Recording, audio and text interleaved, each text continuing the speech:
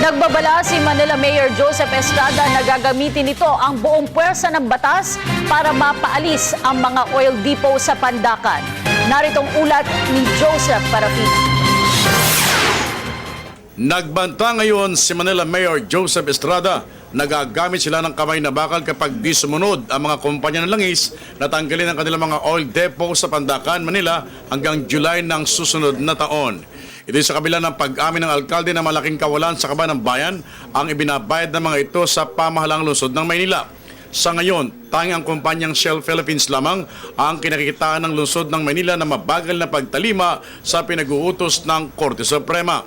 More or less, July, kailangan wala na sila dito.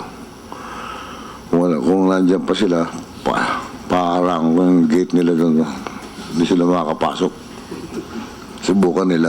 Nagdeklara ng tagumpay ang iba't ibang grupo para sa kanilang panalo na mapalis sa pusod ng Maynila ang mga oil depot na ito na pinapangambahang banta naman ng panganib sa kaligtasan at kalusugan ng mamamayan. Hindi dahil doon, hindi na tayo pwedeng magbago o gawing bago at magsimula uli.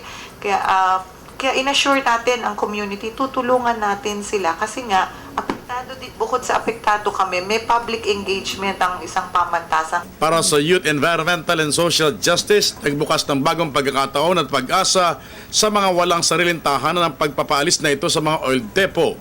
Kahit batid ng marami na ang may 33 hektaryang lupaing ito karamihan ay pag-aari ng mga pribadong mamamayan. Ang ilan naman po ay cultural center, mga commercial establishments at yung pinaka-importante po na lumabas doon sa consultation ay magkaroon po ng socialized housing.